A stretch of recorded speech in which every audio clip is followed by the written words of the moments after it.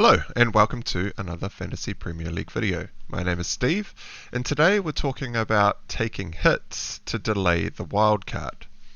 So with the cancellations of 3 fixtures this week, the key one mostly being Liverpool versus Chelsea, but also the Brighton fixture, has decimated a few teams out there.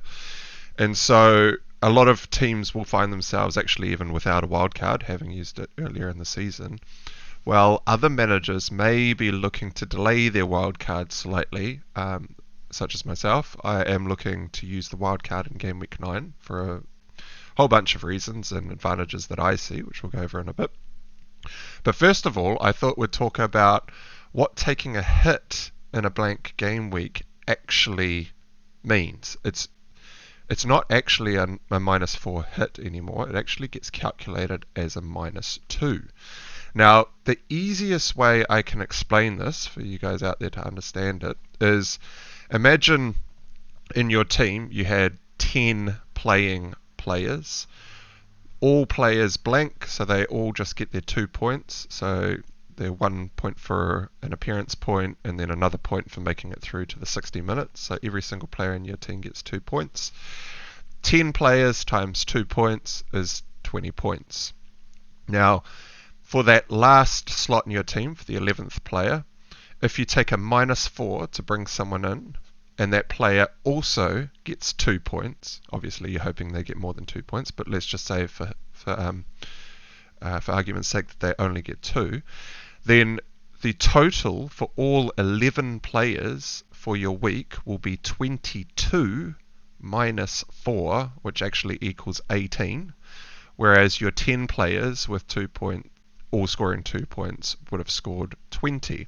So that's how the hit actually only calculates at a -2 if you're taking out a non-playing player and bringing in a player that A, won't get benched, and B, doesn't go and concede a yellow card, and C, isn't a defender that goes and concedes more than 2 goals or more. Because if you get a yellow card, you get a -1, and if you concede 2 goals or more as a defender, you also get a -1, and so those hits would end up costing you a -3 rather than a -2 if you went through the same calculation process.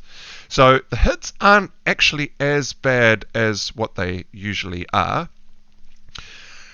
In my case, I am looking to wildcard in game week 9, and so any hit that I take this week must be repaid in this game week in order for it to be a success. And so for that player that I'm bringing in for the -4 or the -2, that player needs to score 4 points to break even, so the 2 appearance points plus another 2 points somehow. And anything above that, you've actually made points on your trade, as well as maintained any value for whichever players that you bring in. So this is particularly important for those of you out there that don't have a wild card remaining, but it's also another avenue to consider for those of you who still do have a wild card and your team isn't as decimated as, say, some other teams out there, which I have seen. Some teams have been caught completely off here, and they've got the likes of Sanchez and Net, Gross, Zaha, and 3 Liverpool, and so they're already down like 6 players instantly. And there's a limit to how many hits you want to take for a 1 week punt. Now for me, what I've been doing is having a look at all the wildcards out there, because pretty much everyone is talking about taking a wildcard in game week 8. And the common things that I am seeing is lots of managers are dropping Salah for the likes of KDB. You'll also see lots of managers out there dropping Jesus, because their fixture run after Brentford's a good fixture for Arsenal and for Jesus, but they then go Tottenham at home, Liverpool at home, Leeds away, and then they've got a blank because the Arsenal versus Man City game in game week 12 is now being called off. And so you'll find a lot of managers out there selling the likes of Jesus and potentially Martinelli. Now the only reason people might not sell Martinelli is A, he's great value, for that price point, and B, a lot of managers out there would have built up quite a bit of value in that player, and so as soon as they sell him, they are actually going to lose value on them. However, Jesus and Martinelli, with that upcoming fixture run of 2 difficult fixtures and a blank in the next 4 games, means that both of these players are probably only 1 blank away from mass sales. So it puts me in a really cool position because I get to play Jesus and Martinelli against Brentford, which is a great fixture for Arsenal, while everyone else is wildcarding them out of their teams, looking forward to the fixture run that's coming up. So Jesus and Martinelli will probably end up being differentials in my team for this game week. Now, the other fixture that looks really tasty for this game week is Tottenham versus Leicester. Now, there are some teams out there with Perisic in their squads already. I see a lot of wildcarders wildcarding in Perisic for this particular game week, but I don't see too many people out there looking at the likes of Kane and Son. And so, for those of you who are delaying a wildcard like myself, you may look at bringing in a Son or a Kane for a 1-week punt as a huge differential over pretty much every team in the game, which is huge. I'm looking at bringing in Kane for this week. Kane against Leicester at home looks like probably the standout captain option alongside Haaland. I think Haaland will probably still edge this. I haven't actually sat down and had a really good think about the best captains yet, but I would say it's between Kane and Haaland this week. And so if I can get Kane into my team as a differential against Leicester, I mean, in the Leicester, I could see the Spurs-Leicester game going like 4 or 5 goals, maybe even 6 if Spurs really turn it on. And for a 1-week punt over the whole competition, if Kane gets a hat-trick, those points will just be locked into my team with no one else basically getting them, apart from the -2 that it would take me to probably get him. But these are the kind of outside of the box aggressive plays that we need to look at in order to climb the ranks. I didn't jump on Haaland as quickly earlier in the season, and so I missed his back-to-back hat-tricks, and so I'm already down about 34 points or more if people were captaining him, especially in that second week. A lot of people were captaining him, so I'm roughly down about 51 points on the competition just because I didn't have Haaland earlier in the season. I'm actually 60 points off 200k. So I'm sitting at 2.0 million, having not taken any hits last week. I didn't make any early transfers.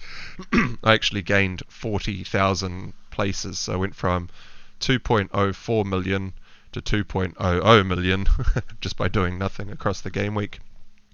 I also built up an extra free transfer by not doing anything. So I'm currently looking at a team that has 8 starting players with 2 free transfers, and so I can take 1 hit, which is only a 2-point hit, to field a full 11, as well as looking at some 1-week punts as differentials against the competition before I go and wildcard in game week 9. Now, I should probably cover the advantages that I see of delaying the wildcard into game week 9, because I do think there's actually a very strong reason to do this, which is why I am still sticking to the plan of wildcarding in game week 9.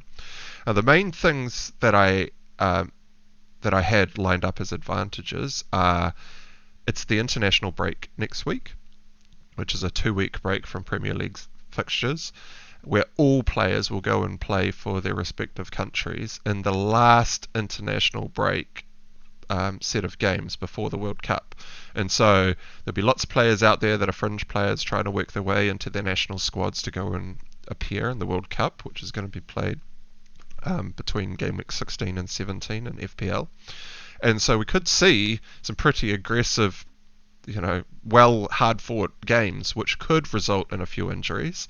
Let's hope not, but in case there are injuries, we can play around with the trades across the whole break for 2 weeks. So we get to take care of any injuries. We also get to farm value into our team across a 2-week break. So I will do a video on this and how to achieve this a little bit later, but very quickly, it's basically you play the market for the first week and a half without building your actual wildcard team. You know roughly what your wildcard team will be at the end of the 2 weeks, but throughout the 2 weeks, you basically jump on players that are going up in value and drop players that are going down in value. For instance, Salah has dropped on price to 12.9. I may wildcard him out at the start of the international break. He may drop down to 12.8, and then I may wildcard him back in at the end of the break, which actually gains me 0.1 rather than having him sitting in my squad and actually losing that value. I can actually bank that value and buy him back at a cheaper price. Another advantage of delaying until game week 9 is Salah and Trent will actually become differentials in game week 9 when they play Brighton, who have just lost their manager. So most wildcarders out there are getting rid of all their Liverpool assets because they don't have a game this week. And because Liverpool haven't been looking amazing and their fixture run is a little bit difficult after the Brighton fixture. And so you see a lot of wildcards out there putting in Kevin De Bruyne in Salah's place and leaving about $1 million in the bank in order to transfer Salah back in when they need him or when Liverpool get better. Now, I did catch the Champions League game that Liverpool just played midweek, and Thiago and Matip started in the match, and Liverpool looked a lot better, a lot stronger, a lot less leaky in defense.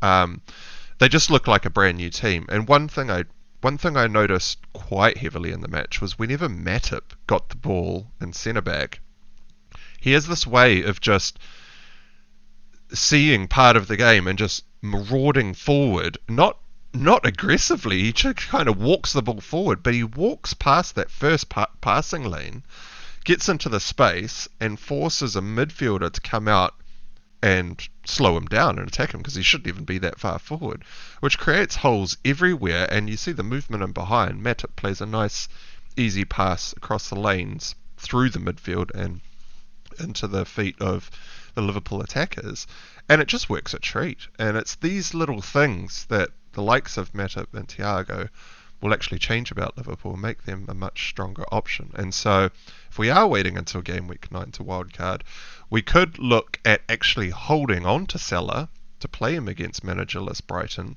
and then potentially transfer him out for the next 2 weeks and trade him down to like a KDB or a Son or something like that.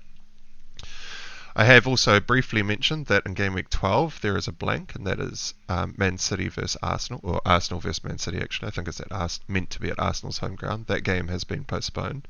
And so we can plan a wildcard across the international break in order to handle the likes of Haaland and Cancelo having a blank within 3 game weeks of that wildcard being played. And so we could look at doing like a hokey cokey of Haaland to Kane for like build up 2 free transfers for game week 12, transfer Haaland out to Kane using one of those free transfers and bank the other one, and then in game week 13 transfer Haaland back in for that 1 game week. That could be an option. Obviously, if you do things like that, you will lose the value that you've built up in Haaland.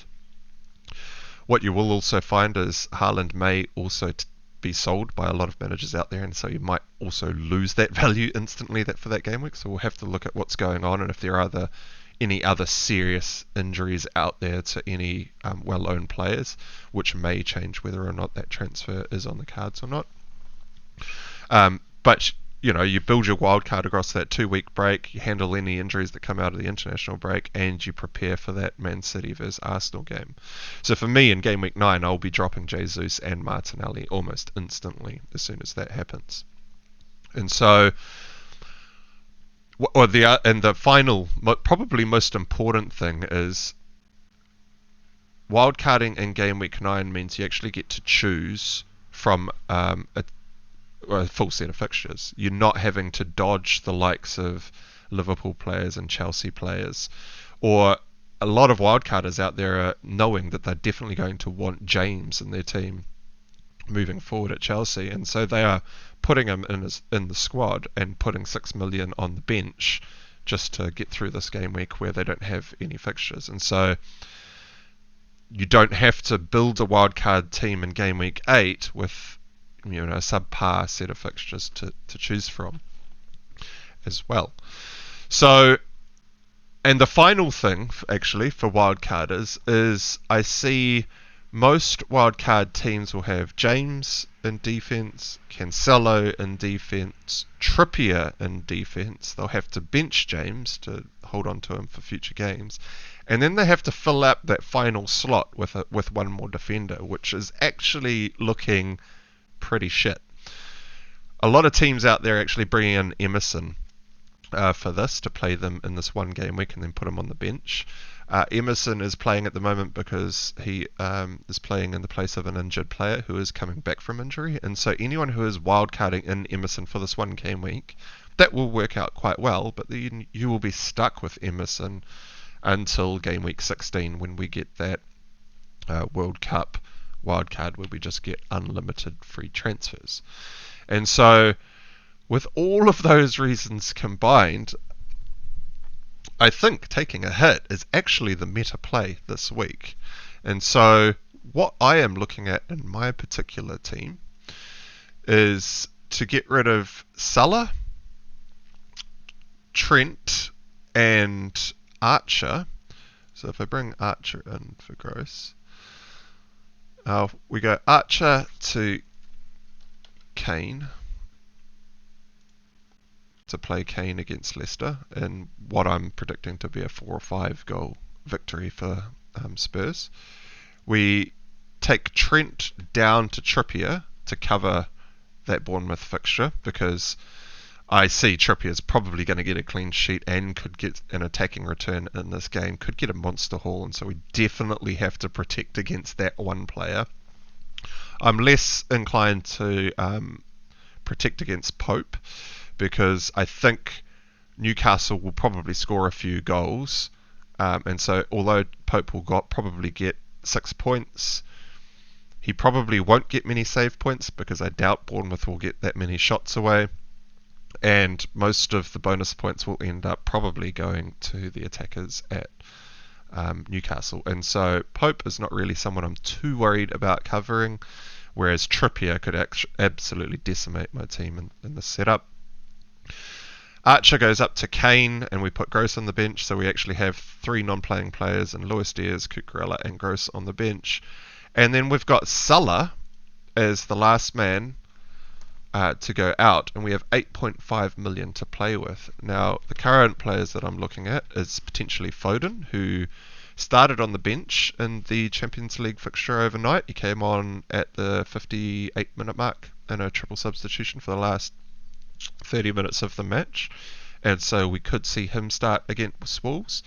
We could also have a look at the likes of Gundogan or Bernardo potentially for a 1 week punt against Wolves, or we could go even more differential and have a look at Bowen for 8.1 at West Ham, who is playing travelling to Everton. Everton have got a whole bunch of defensive frailties at the moment, and their number one in Jordan Pickford is also injured, and so Jared Bowen could also be a huge differential for a 1 week punt. Looks like he's also on penalties, as he did take the last penalty on the pitch. There were a couple of potential penalty takers sitting on the bench, but most of them, I think the most likely other penalty takers were on the pitch when Bowen did take the penalty, and so he could also have pens against Everton. And so this is how the team would line up, and I'll just read this out for the podcast viewers that don't have the visuals. We end up with Raya and net at home to Arsenal, and then have Trippier, Cancelo, Perisic, and Rico Henry from Brentford also playing Arsenal, which is not ideal, but I'm actually comparing Henry to the likes of an Emerson. He only has to keep up with the points for Emerson here, which is probably going to be relatively easy. In the midfield, we have Martinelli as probably a differential against Brentford. Foden, which will be or whoever's in this Foden slot, whether it's Foden, Gundogan, or Bowen, they will all be a differential with a great fixture. We play Andreas Pereira against Nottingham Forest, which is a great fixture. Anyone playing Nottingham Forest that's starting, we'll chuck him in. And we have the lad Kane up front, who could get a hat-trick in this game. He's probably the most likely hat-trick candidate out of all players this game week. With no one really. There are a few wildcarders out there that are looking at putting Kane in their team instead of KDB. Those will be the slightly more aggressive managers that are even more pissed off with Salah. Because if you do put that money in Kane up front to pivot to Salah late in a few game weeks down the line, you'll actually require 2 transfers to do that, because you'll have to get the money out of your forward line and put it back into your midfield. We still have the man Haaland, which will probably have the captaincy armband, and we have Jesus as most likely a differential against Brentford. Now, the main players that I'm actually worried about coming in on any wild card that I see, I'm not actually scared by a hell of a lot. The only players I'm scared of are Trippier, which I've brought in to cover that problem, Kevin De Bruyne, who I cannot cover, but Kane should hopefully... I think Kane has more opportunity to score more points than KDB this week in a one-week punt, and so I'm quite happy to use Kane up front instead of KDB in the midfield. And then we've got Mitrovic at Fulham, who's travelling to Nottingham Forest, who is probably the other... He'll be in everyone's wildcard team. His price is probably going to start skyrocketing, and his EO this week will be quite high. And so the player that I have in my team to cover Mitrovic is Jesus, and I am more than happy to rely on Jesus to cover Mitrovic this week. Which means the only potential player that I'm really worried about, probably also would have been Perisic. If I didn't already have Perisic in my team, that would have been a big concern this week. But the only other player really that I'm worried about is Nick Pope. And so what I'm saying is Kane, Jesus, and whoever's in the Foden spot is going to keep up with Mitrovic, KDB, and probably either a Tony or an Isak in the third spot up front, because most wildcarders are typically going Haaland, Mitrovic, and another 7 million striker option, which would be either Tony or from Brentford or Isak from Newcastle. Isak for the immediate fixture against Bournemouth, but he's only just joined the Newcastle squad. Or Tony for a little bit of a longer run, because Tony's obviously playing Arsenal this week, which is not as ideal of a fixture for Brentford.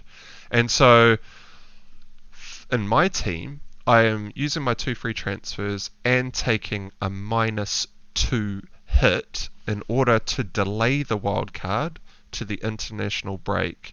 I also get the huge advantage of having Kane as a 1-week differential alongside my Foden and Jesus, who will also end up being differentials in my squad. You'll also probably find Martinelli, probably not as differential as Jesus, but will probably end up being a differential in this team too. And I can deal with any injuries that prop up across the international break. And so those are all the reasons why I'm taking quite an aggressive approach this week and taking a 1-week hit in order to handle the change in schedules that have been thrown at us last minute, and allowing me a full proper 2 weeks to build a wildcard team for the rest of the season, which I had already pre-prepared to put into game week 9. Now, I did have a look at pulling my wildcard from game week 9 back to game week 8, but because my team is only 1 hit away from fielding a full, strong 11 for the game week, bar maybe Rico Henry and Raya and net, the rest of the team's pretty strong this week.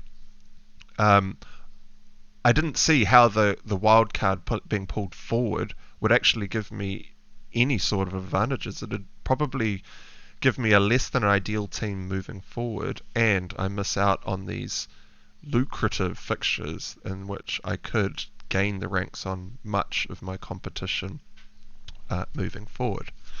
And so that's the video for this one. So if you have made it this far through the video, please do consider giving it a like and hit that big red subscribe button if you're keen to be notified about more videos coming your way soon. And until next time, I'll catch you again shortly. Cheers.